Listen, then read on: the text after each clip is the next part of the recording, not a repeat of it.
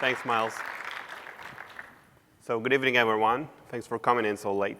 My name is Avi. I work at Akamai, and I'm here to share with you our story of how we uncovered botnets in the internet using machine learning and the problems that we faced when going to production. I hope you can relate. As I said, I'm Avi. Asaf, my colleague, was supposed to be here with me, but he stood me up because he's getting married next week. We're both security researchers and data scientists at Akamai for nearly 2 years, and we work together on this project. So some of you may know Akamai as the largest and leading CDN provider, the content delivery network. But this is not the only thing that we do. What we're working on, what we've been working on for the past 18 months, is enterprise threat protection. What we do is try and detect malware presence within organizations based on the outbound traffic from the branches of the organizations. And we do that by analyzing the behavioral patterns of these enterprises. And also, we try and detect problems beforehand by blacklisting domains that we find on the internet, even before our customers access them. And then when they actually access them, we can block them and prevent the malware from operating. I'll talk about this elaborately. And this product is available starting the end of this month, so feel free to hop in. So the data that we use for detection is the following. Most of what we use is Akamai's data. As I said, Akamai is leading in content delivery network and is able to, it has visibility to between 20 to 30% of internet traffic, HTTP requests on any given day. And we also have logs, DNS logs from our customers, which are both ISPs and carriers and also enterprises. This sums up to 20 billion DNS records a day, which is quite a lot, I think. We use third-party data. We use authoritative name server log lines. This completes our view of the DNS system because it gives us visibility to higher levels of the DNS hierarchy. And we also use, we use open data sources, such as Whois.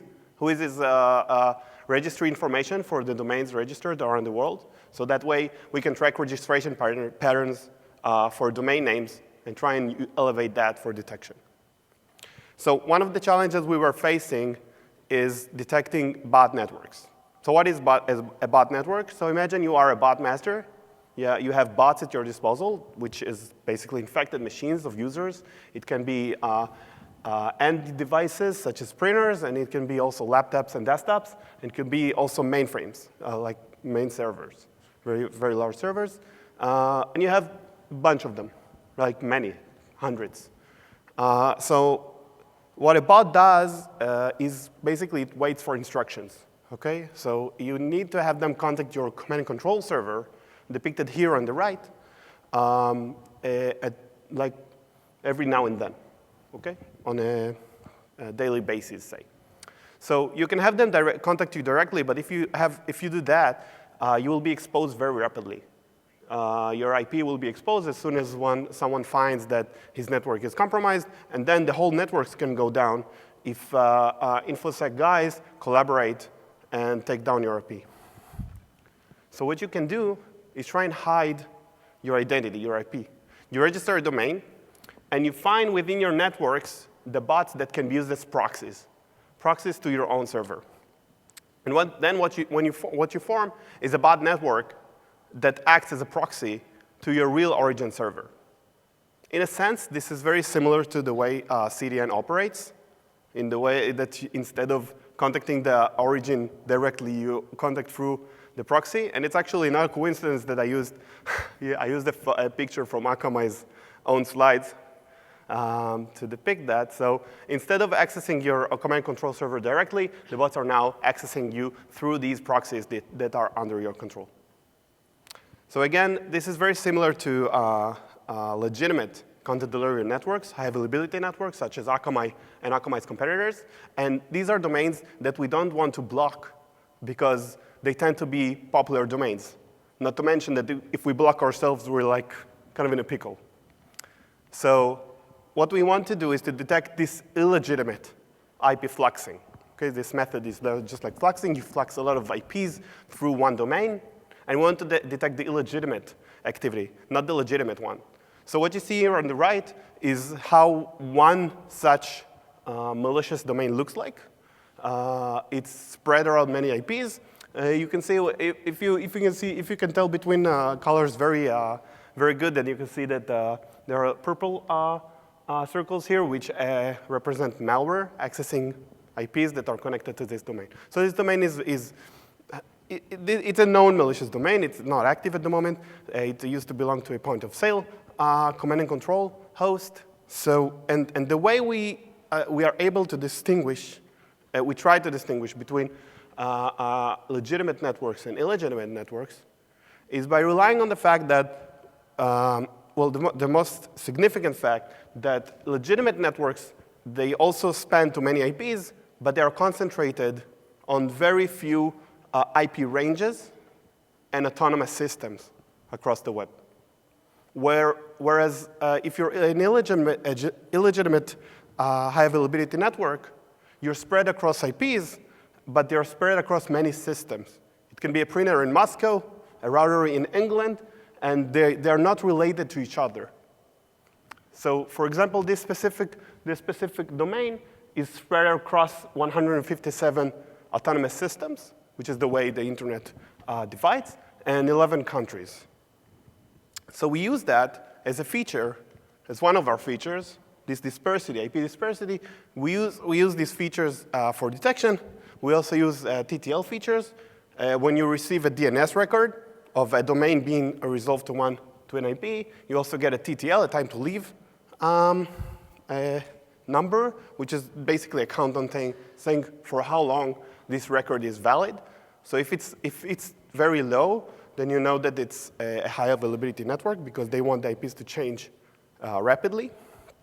And we also use lexical features such as the domain name because legitimate networks tend to have meaningful names, whereas for illegitimate networks, you don't have to have a meaningful name because you have a bot accessing you, and the bot really doesn't care if this domain name is readable or not. So after some cross-validation, what we ended up with is a decision tree model. Now is the time to pull out your binoculars. Everyone brought their binoculars? No, I'm joking. The details here do not matter. It's just for fun. But for those of you who don't know what a decision tree model is, what this model builds is the way this model decides on a certain sample is by starting at the root, okay, and then traversing your way down to the leaves by asking questions about one feature at a time. Okay, you ask whether a feature is above or below some threshold, and you go left or right based on this question. So for this example, you have to believe me that this leaf represents maliciousness with high confidence because it represents a domain name whose IPs span across many systems, and also this domain name is not popular. And whereas on the other hand, what you can see is a leaf representing benignness with high confidence because the IPs belong to the same systems. They're organized in the same systems, and the domain name contains meaningful words. So this is all nice. We have a model that can detect bot networks with very high reliability, but we've done all that using Python and scikit-learn on our local machines. So our pipeline of the data scientists, looked like this. Oh, no names. OK, faulty. So what you're supposed to be seeing here is we use feature extraction using Hive. OK, I'm sorry for this technical glitch. We train a model using scikit-learn and Jupyter. This is the model. And then we evaluated it, and everything here is cyclic. I don't have all old arrow, but it's all cyclic. You train your model, you evaluate it, you retrain the model, et cetera, et cetera. So this is all nice, but it doesn't help us because we need to detect these networks all the time and act in production and then block upon it. We need to make a decision in real time. So for that end, we have our developer, Margaret Hamilton. Anyone know this girl? Okay. On the right, it's not books, it's her code for the guided system for the Apollo 11. So she doesn't want to write all that code anymore. She wants to write to write in Spark and have less lines of code. So on her side, you also need to have feature extraction. You have to act on the sample and score it. Oh, there it is. Something happened. OK. And then, according to the score, add the domain to a blacklist. OK? So the missing piece here is how to take our model from our own researcher station, local station, to production in Apache Spark on our cluster. This is our beef now at the moment. So what have we done so far to go from research to development? The flow used to be one where the researcher would describe an algorithm, either by a document or a Hive query or both. And the developer would rewrite the code in MapReduce. And now, in the past year or so, we've migrated to Scala and Spark. The problems with this flow are pretty evident. So for starters, it's not applicable to machine learning pipelines. It's good if you have some kind of heuristic or some kind of simple logic where you have one threshold for like 2 or 3 features, and you're done. But if you have many features and you want to apply machine learning, this doesn't apply. It's prone to mistakes. If the developer makes a mistake, or maybe the researcher makes a mistake when he or she documents the heuristics and like make a change in one threshold, then basically it doesn't work. And also it takes longer for the development cycle to finish, because you make a change in the model, then you have to go through development, you have to write code, you have to go through code reviews, and we have to go through PCI guidelines for that, and every change needs to be monitored.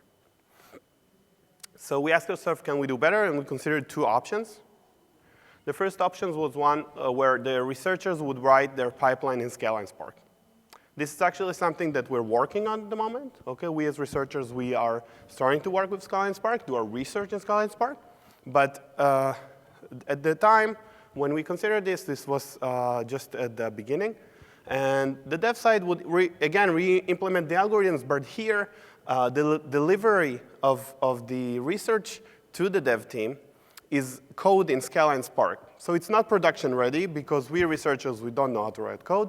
Well, we do, but we don't know how to write it well. So it does need some refactoring and stuff. But it's still, the pipeline is still it's written in Spark, and it's easier for the developer to take it to production. So the pros of this are greater flexibility for the research. Okay, we can do stuff with Spark. And we can work at larger scales, because we can work on the cluster and not on our local machines. The cons are the learning curve. It takes some time for if you're used to using Python and scikit-learn on your local machine, starting to work on the cluster with Spark, it takes time. And also you lose benefits that you have from sklearn and R.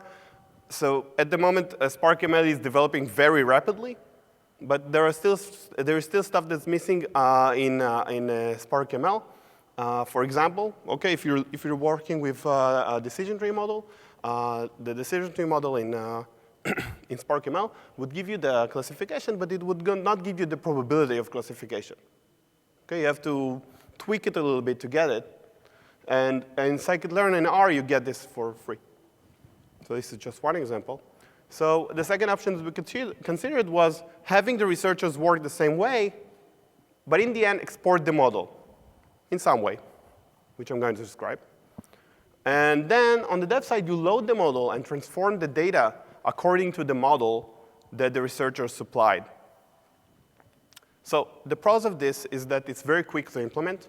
And I'll show you at the end how easy it is. And it's a unified procedure in the sense that if tomorrow I, as a researcher, change the model completely, say instead of using a decision tree, I use a neural net for some reason, for the dev side, it looks the same. Just load the file and work with it. The cons of it is that it doesn't support all models. Okay, the framework that I'm going to present, the PMML, it doesn't support all the model. It is evolving, but still you have to know that as a researcher, you lose some of the flexibility. So we chose the option for this particular project. We chose the option where we export the model. Okay, we researchers export the model, and on the dev side, we load the model and act on it, act on the data.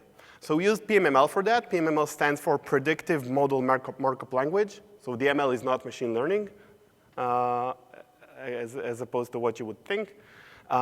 It's a general scheme for describing machine learning pipelines. It supports the data transformations and the scoring model.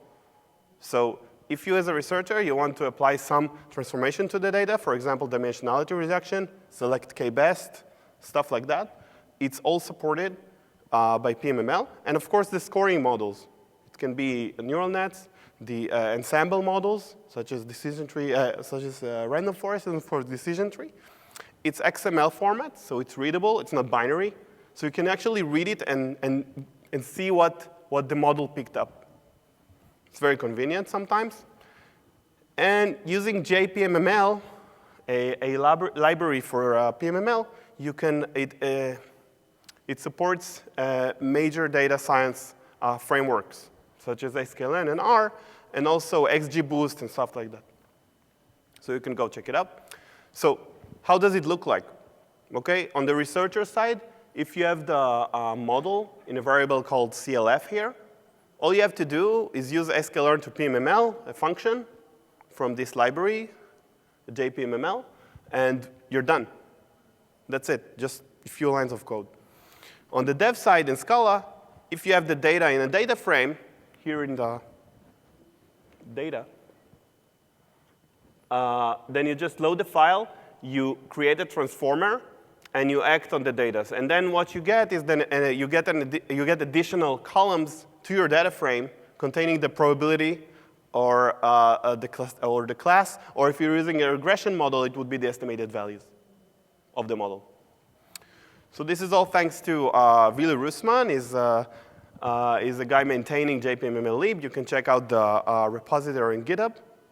I think he does an incredible job, and it's working perfectly. So what have we learned? What we have learned from working on Scala and Spark and Python and all of this is that we need to adjust the work to the task at hand.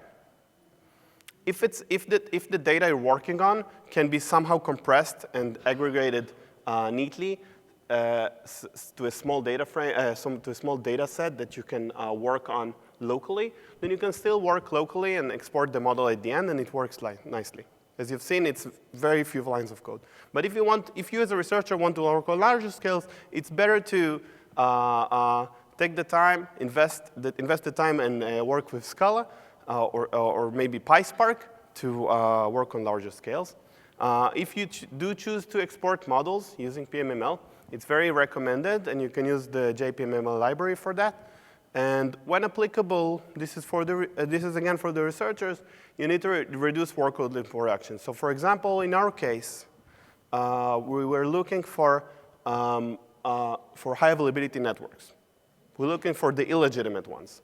But you can really take a huge chunk of the data off if you only look at domains that resolve to many IPs to begin with. Say, look for domains that were resolving to 10 IPs in the last day. And this really helps reduce the workload in production, because then when you have to perform joins or all stuff or stuff like that, you can do so sometimes joins in memory. So this is very important as a researcher to know how to cut your data very easily, and sometimes it can really help. So now going back to our diagram, now with PMML, we can transform the model to production, and now we have all the labels on the upper side, and that's it. And we're able to detect botnets in production. We actually found some nice examples, which I didn't cover, but it's working nonetheless. Thanks a lot. Awesome. So now we have a couple minutes for questions. So if any of you guys have questions about Avi's talk, please come up to one of the two standing microphones here. Hello. Hi. So my question is if you consider PySpark, to use PySpark. So it's kind of the same as using Scala Spark. It's just, it's a different language, but still you have to use a different framework. Okay, so we do use PySpark at the moment, and we use Scala and Spark. And actually using Scala gives us greater, much more power in our work. But in the end, for production purposes, they have this requirement to use only Scala, and at the moment, they don't really want to hear about Python in production.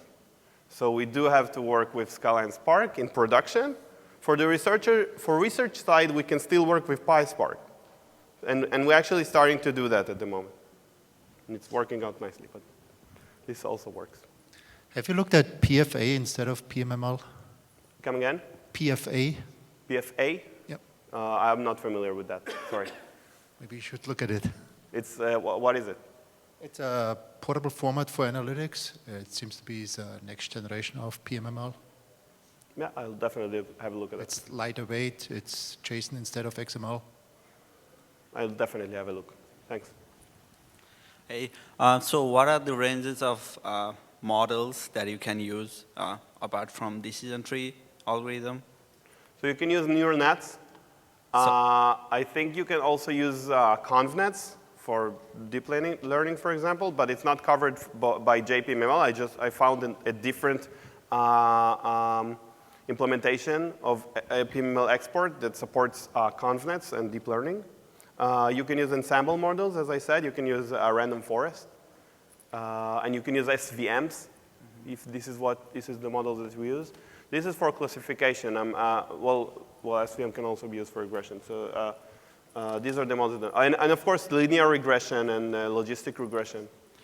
These okay, and do you think like all these classification algorithms fit best fit your requirements in detecting the anomalous activities in network?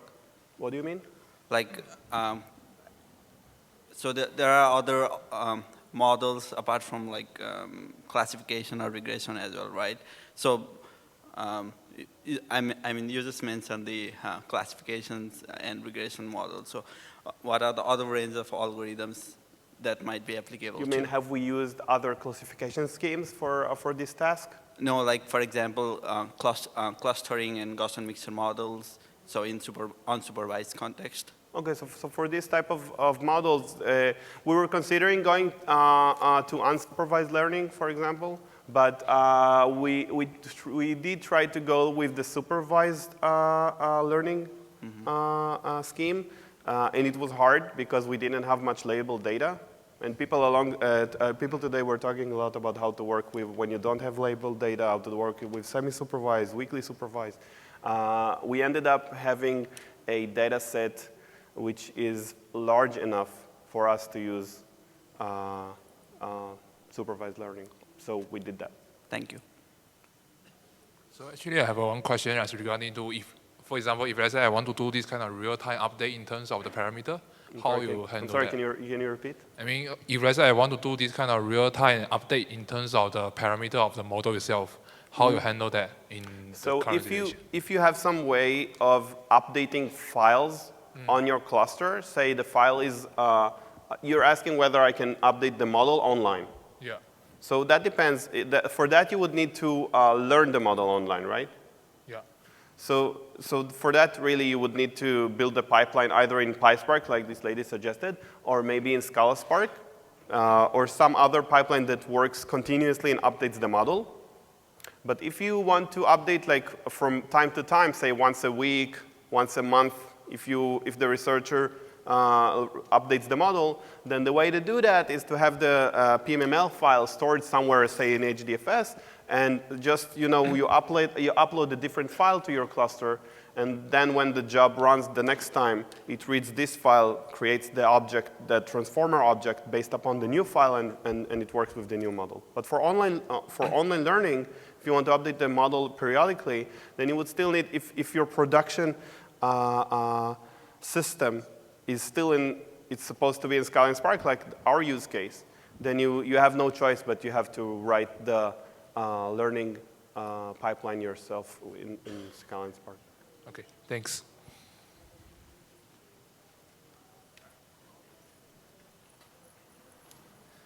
Awesome. Well, let's give Avi one more round of applause.